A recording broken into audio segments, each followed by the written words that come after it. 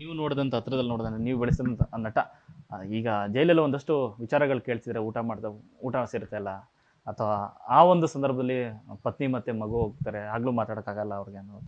Sir ಏನು ಸಿಗತ್ತದೆ ಇಷ್ಟು ಜನ ಇದ್ದು ಇಷ್ಟು ಹೆಸರು ತೊಗೊಂಡು ನೀವೊಂದು ಸೆಲ್ ಮಧ್ಯದಲ್ಲಿ ಕೂತಿದ್ದೀನಿ ನಾನು ಎಲ್ಲ ಇದ್ದಾಗ ನೋವಾಗಿ ಈಗ ಪಶ್ಚಾತ್ತಾಪ ಪಡ್ತಾ ಇರ್ತಾರೆ ಅವರು.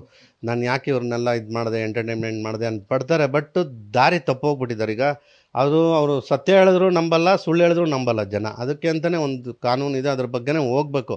ಎಂಥವ್ರಿಗೂ ಅದು ಒಂಥರ ಅವಮಾನ ಅಲ್ವಾ ಸರ್, ಒಂಥರ ನೋವಾಗ್ತಾ ಇರುತ್ತೆ ಅದು ಅವ್ರಿಗೆ. ಇವಾಗ ನಾವೇ ಏನೋ ತಪ್ಪು ಮಾಡಿದ್ರೆ ನಮ್ಮ ತಾಯಿ ತಂದೆಗೋ ನಮ್ಮ ಅಣ್ಣ ತಂದೆಗೋ ಮುಖ ತೋರಿಸ್ಬೇಕಂದ್ರೆ ಇಷ್ಟ. ಅದರೊಳಗೆ ಅವ್ರು ಎದೆ ಮಟ್ಟಕ್ಕೆ ಬೆಳೆದಿರೋ ಮಗನ ಮುಂದೆ ಅವ್ರು ಹಂಗೆ ಇರ್ಬೇಕಂದ್ರೆ ಆ ಮನುಷ್ಯನಲ್ಲಿ ಎಷ್ಟು ನೋವಿರುತ್ತಲ್ವ ಸರ್.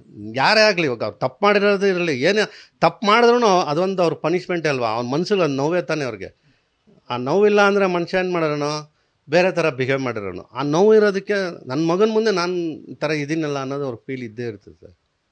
ನಿಮಗೆ ಭಾವನಾತ್ಮಕ ತುಂಬ ನೋವಾಗಿದೆ ಅಂತ ಅನ್ಸುತ್ತೆ ಈ ಒಂದು ಘಟನೆ. ಸರ್ ಈಗ ಘಟನೆ ನಡೆದೋಗ್ತಾರೆ ಅದೆಲ್ಲದಕ್ಕಿಂತ ನನಗೆ ಅವರು ಆ ಕೂತಿ ಸ್ಥಿತಿ ನೋಡಿ ನನಗೆ ಅದು ತುಂಬ ನೋವಾಗೋಯ್ತು ಸರ್. ಅದೊಂದು ವಿಷಯಕ್ಕೆ ನಂಗೆ ತುಂಬ ಬೇಜಾರಾಗೋಯ್ತು.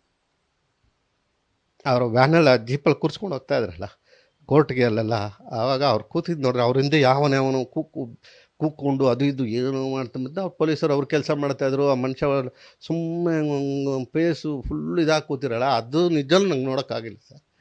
ಭಾರಿ ನೋವು ಆಗ್ತದೆ. ಇನ್ನು ಅವರ ಗೆಳೆಯರು ಅಂತಂದರೆ ಅಂದರೆ ಈಗ ಒಂದಷ್ಟು ಜನ ನೋಡ್ತೀವಿ ಸುತ್ತಮುತ್ತ ಅಂದರೆ ಸ್ಟಾರ್ ಆದ ನಂತರದಲ್ಲಿ. ಬಟ್ ಲಾಲಿ ಹಾಡೋ ಸಂದರ್ಭದಲ್ಲಿ ಅವರು ಸ್ನೇಹಿತರು ಕಷ್ಟ ಸುಖ ಹೇಳ್ಕೊಳ್ಳೋಂಥ ಸ್ನೇಹಿತರು ಅಂತಂದರೆ ಯಾರು ಇರ್ತಾರೆ, ಯಾರು ಬರ್ತಾಯಿದ್ರು ಸರ್? ಅವಾಗಿದ್ದವರು ಎಲ್ಲ ಹುಡುಗರು ಎಲ್ಲರೂ ಅವ್ರ ಜೊತೆ ಚೆನ್ನಾಗಿದ್ದಾರೆ ಸರ್, ಹಂಗೇ ಇದ್ದರು. ಇತ್ತೀಚೆಗೆ ಏನಾಗಿದೆ, ಅವರು ಬಿಗ್ನೆಸ್ ಅವು ಇವು ಏನೋ ಮಾಡಿ ಯಾರು ಹೊಸ ಫ್ರೆಂಡ್ಸ್ಗಳಾಗಿದ್ದಾರೆ.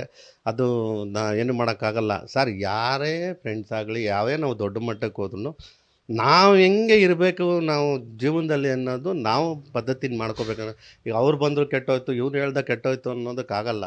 ಸೊ ಯಾರೇ ಆಗಲಿ ನಾವು ನಮ್ಮ ದಾರಿನ ಸರಿ ಮಾಡ್ಕೋಬೇಕೆ ವಿನಃ ಇವ್ರ ಇದು ಹೋಗ್ಬಾರ್ದು. ನಾವು ಯಾರ ಮೇಲೆ ಹೇಳೋಕ್ಕಾಗಲ್ಲ ಸರ್.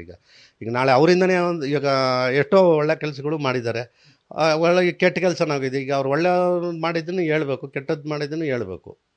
ಸೊ ಹಂಗಾಗಿ ಯಾರ ಮೇಲೂ ನಾವು ತಪ್ಪು ಹೇಳೋಕ್ಕಾಗಲ್ಲ. ಈಗ ನಾವಿರೋವರೆಗೂ ನಮ್ಮ ಜೊತೆ, ಇವಾಗ ನೀವು ಶ್ರೀಧರ್ ಸರ್ ಕೇಳಿ, ನಮ್ಮ ಕೃಷ್ಣ ಕುಮಾರ್ ಕೇಳಿ, ನಾವು ಇವತ್ತವರೆಗೂ ಹಂಗೆ ಹೋಗ್ತೀವಿ. ರಾಮಮೂರ್ತಿಯವರು ಹಂಗೆ ಮಾತಾಡ್ತೀವಿ. ನಮ್ಗೆ ಅದೇ ಇರೋದನ್ನ ನಮ್ಗೆ ಈ ಕೆಟ್ಟದಾಗಿದೆ ಅನ್ನೋದನ್ನು ಡೈಜೆಸ್ಟ್ ಮಾಡ್ಕೊಳಕ್ಕಾಗ್ತಾಯಿಲ್ಲ.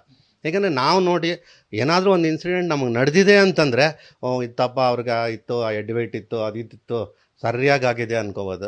ಆ ಥರ ನಮ್ಮ ಮುಂದೆ ನಡೆದೇ ಇಲ್ಲದೆ ಇರುವಾಗ ನಾವು ಅದನ್ನು ನಂಬೋಕ್ಕೇ ಭಯ ಆಗುತ್ತೆ. ಇವಾಗ ಅಂದರೆ ಇನ್ಸಿಡೆಂಟ್ ನಡೆದಿರೋದ್ರ ಬಗ್ಗೆ ನಾನು ಹೇಳ್ತಾ ಇಲ್ಲ, ಯಾರೋ ಏನೇನೋ ಹೇಳ್ತಾರೆ, ನಮ್ಗೆ ಹಂಗೆ ಬೈದ್ಬಿಟ್ರು, ನಮ್ಗೆ ಹಿಂಗೆ ಹೊಡೆದ್ರು, ನಮ್ಗೆ ಹಂಗೆ ಮಾಡಿದ್ರು ಅಂತಾರಲ್ಲ, ಅಂಥವನ್ನ ನಂಬೋಕ್ಕಾಗ್ತಾಯಿಲ್ಲ.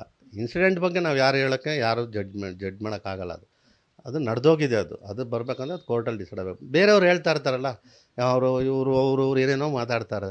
ಸೊ ಇದು ಆ ಥರ ಸರ್ ಒಂಥರ ಅಂಥ ವಿಕ್ರಮಾದಿತ್ಯನೇ ಬಿಡಲಿಲ್ಲ. ಅವನಿಗೆ ಎಗ್ಲೇರಿ ಅವ್ನ ಕೊನೆಗೆ ಏನಾಗೋದು ಅಂದರೆ ಪ್ರತಿ ಮನುಷ್ಯನಿಗೆ ಇರುತ್ತೆ ಸರ್. ನಮ್ಮ ಟೈಮ್ ಇದ್ದಾಗ ನಾವು ತುಂಬ ಕೇರ್ಫುಲ್ಲಾಗಿ ನಡ್ಕೊಂಡು ಹೋಗ್ಬೇಕು ಸರ್, ಅಷ್ಟೇ. Thank you sir.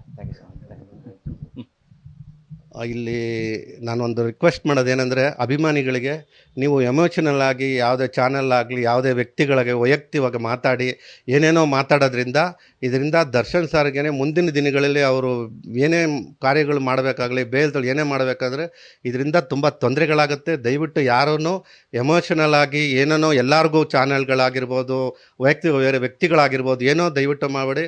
ನಿಮಗೆ ಕೈ ಮುರಿದು ಕೇಳ್ಕೊಳ್ತೀನಿ, ದಯವಿಟ್ಟು ಬೇರೆ ಥರ ರಿಯಾಕ್ಟ್ ಮಾಡಬೇಡಿ. ಇದಿಷ್ಟು ವಾಸು ಅವರ ಮತ್ತು ಕ್ಯಾಮ್ರಾ ಪರ್ಸನ್ ಸಿದ್ದು ಜೊತೆ Lokesh, news first Bengaluru. News first ನಿರ್ಭೀತಿಯಿಂದ ನಿಮ್ಮ ಪರವಾಗಿ.